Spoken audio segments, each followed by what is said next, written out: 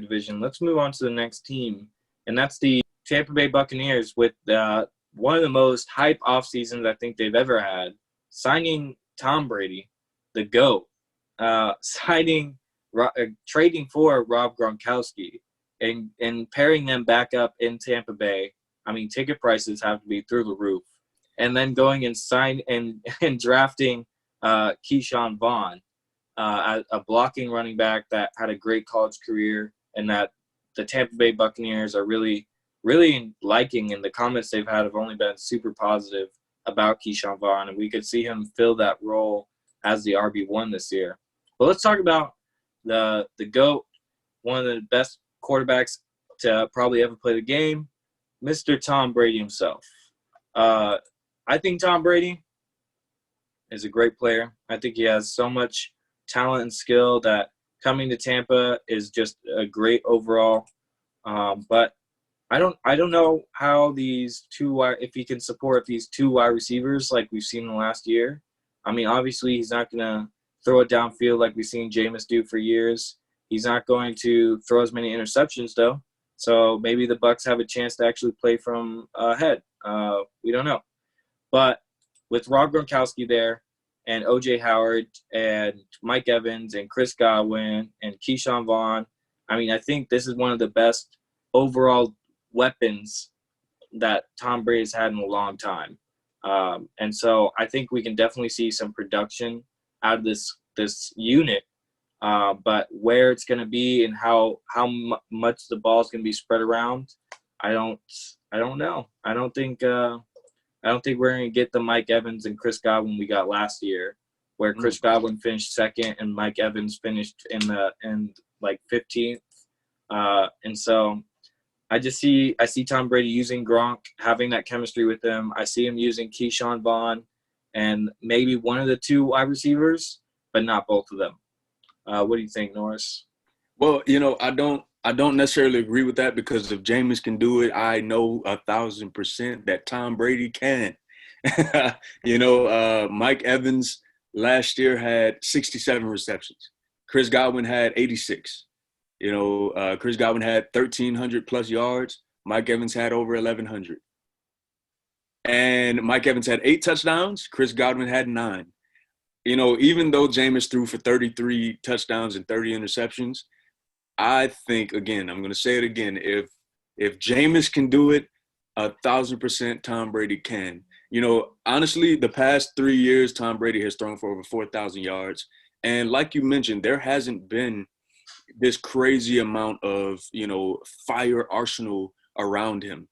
He's had his one or two consistent guys, and, not to mention James White, who plays a key role in that offense. But that's another conversation. But to see the situation that Tom Brady is in, you have Bruce Arians, who is a player's coach. He's going to make sure that he's meeting the needs. He's going to make sure that he also enforces his game plan. So I think with Tom Brady being the Hall of Famer that he is and the vet that he is, like you mentioned, he has KESHAWN Vaughn now, who he averages in his college career like over 5 yards a carry, especially in Vanderbilt. So with the addition to him, Ronald Jones, who is, he's a bull in the back, had 172 carries for 724 yards. He's not going to be your burst, run out of the stadium guy, but, they're going to be in good situations, I believe. Looking at last year, they had a third down conversion. It was 90 out of 217. That's something that I think that number, it's not great. That's not great, because we don't want to see Tom Brady have to be in those third and long situations every time. Even though you do have Mike Evans and Chris Godwin, O.J. Howard, all these guys, Cameron Brate, we don't want to see that. And so I think with the addition to KESHAWN Vaughn and Ronald Jones being back there, he should be okay. Yeah, More than okay. I think that's a solid point. He has a lot of weapons, and he could definitely produce. I think that's a solid point. I think that's something people could draft Tom Brady late for me at least, I think you could draft Tom Brady late in these redraft leagues, and he could do something week to week for you. Now my confidence is waning on these others, but I love what you said about these running backs. You kind of set it up like they're the perfect 1-2 punch, you know, like Ronald Jones kind of being that zigzag, and then KESHAWN Vaughn putting up that brick wall, so Tom Brady doesn't get hit. We know Bruce Arians loves these blocking running backs. So let's talk about the running backs a little bit. Let's start with the rookie KESHAWN Vaughn coming out of Vanderbilt. He's 5'10", 214. I mean, he was great in Vanderbilt, ran for 1,000 yards, and like the Buccaneers general manager said, the idea is to get him here and see what he does best. We know that he's got good speed. We know that he can catch the ball. We know that he's good in space. I mean, they're just complimenting. And then they said, I think he's capable of playing on all 3 downs, so you can't have too many good backs. So something like that makes me really have some really great high expectations for this 3rd-round pick out of Vanderbilt, especially with the GOAT throwing to him. And if you can get into this trust with Tom Brady, you're gonna produce. Looking at James White, looking at Julian Edelman, looking at Rob Gronkowski over the years, when Tom Brady trusts you, you're going to get the ball, and you're going to get it in good space, and you're going to be able to score with it. So I really like KESHAWN Vaughn going in here. But like you said, there's also Ronald Jones. And so we might have something of a committee. But the thing is, the trust I had in Ronald Jones quickly dissipated when Bruce Arians pulled him out of a game. I mean, pretty much a whole game for not blocking, for missing one block, just yanked him out of there. So, like, for a running back to be just pulled out of a game like that, you hate to see it. And I just can't continue to put my trust in a running back like that. And I know KESHAWN Vaughn is a blocking running back. I know he's great when it comes to blocking. So that's a running back that I believe could take over that RB1 role and be effective in it. Yeah, even if he does take over the RB1 role, it's not much of a RB1 role. Right. Because you mentioned committee, it's definitely going to be that. I think that if you look at last year, Peyton Barber had 154 attempts to Ronald Jones 172. It's a over 300-yard difference, or nearly 300-yard difference in yardage, but that's a lot of carrying. So I do believe that we'll see a committee going on. And another thing with KESHAWN Vaughn, he ran a 4.5 in the 40-yard dash. That's not attractive, from the starting running back position. But again, he is one of those guys that, like you say, he's 5'10", 214 pounds. He's low to the ground. His center of gravity is good. He's going to go in between the tackles and get those first downs and keep the ball moving the way that they need, Tampa Bay to. Because, again, last year we saw Jameis have these deep ball, big air plays, 25-plus yard catches and whatnot happening every game. That's for Buccaneers fans. They're going to have to adjust to the lack of that, because I don't think we're going to see 75 or 85-yard touchdowns, from Chris Godwin or even KESHAWN Vaughn. I don't know. It's still to be determined on what KESHAWN Vaughn will do in the league, but it's an interesting situation in the backfield. Committees are not the greatest as far as fantasy wise, but if you are looking for a young guy who is going to be productive, then I don't think there's no need to shy away from drafting KESHAWN Vaughn. Yeah, and I think especially with the running back depth that we have, it's not a whole lot. And so somebody that you pick up later on in drafts like KESHAWN Vaughn could really have that really great upside for your team, and really not much of a risk drafting if you could draft him later on in the draft. So I think that's a really good conclusion of the running backs. And we could really talk about these wide receivers like Chris Godwin and Mike Evans that have been top-tier wide receivers year in, year out. And Chris Godwin really coming into his role last year, finishing second in PPR and in standard leagues. He did great. He put up 1,333 yards and had 9 touchdowns on the year. Again, I don't see the same production coming this year just because of the change at quarterback and two, the weapons that surround him. I think the ball gets passed around a lot. But what I do like about Chris Godwin over Mike Evans this year is Chris Godwin's yards per catch and how he could yards after the catch and turn it upfield. I mean, he had a 15.5 yards after the catch, and he did incredible with it. So we saw what he did last year with Jameis, and now we could see what he could do with the GOAT. I think he could still produce at a high value. But let's talk about Mike Evans a little bit. I think Mike Evans is falling in a lot of drafts because the same note. He is great when it comes to yards after the catch, but again, he's always been that guy that go downfield, uses size on one-on-one, uses 6'5" size on these other cornerbacks that are covering him on these one-on-one plays and come down with the ball. And he only played 13 games last year, and he had a lot of games, if you were a fantasy owner of Mike Evans, where you were pulling your hair out with Mike Evans. I mean, I think he threw up a couple games with 0 points.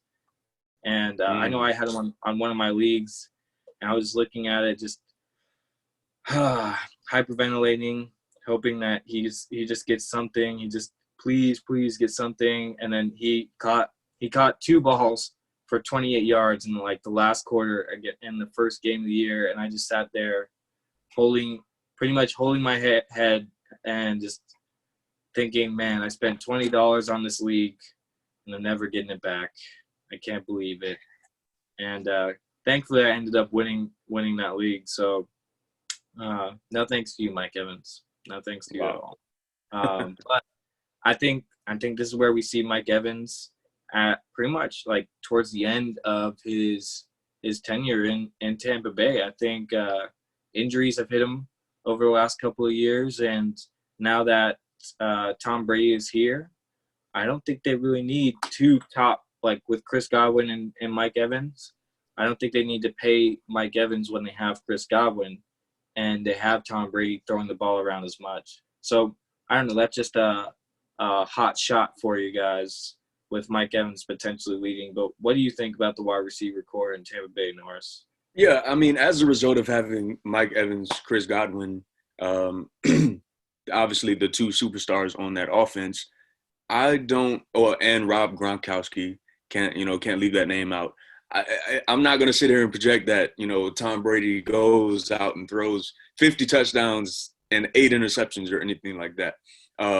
But if Mike Evans indeed, he does remain healthy and, Chris Godwin and whatnot, and even Gronkowski, because he has had a plethora of amount of injuries and whatnot in his career. So that's the flags, I would say, like the health aspect as far as his receiving core. But Tom Brady, he finished with over 4,000 yards in the past 3 years in passing. So I don't think that number goes below 4,000. And I definitely think that he will be in a good – again, we have Bruce Arians as the head coach. I think he's going to be just fine, more than just fine, with his offensive situation. As long as the pieces around him does their job, and because Tom Brady, we know that he is he's a player, but he's also a coach on the field. He makes sure that the players are on point. Like if you go and just YouTube different practice film of Tom Brady or interviews and whatnot of how he approaches practice and how he approaches his receivers and his offensive guys, you have to be on the same page.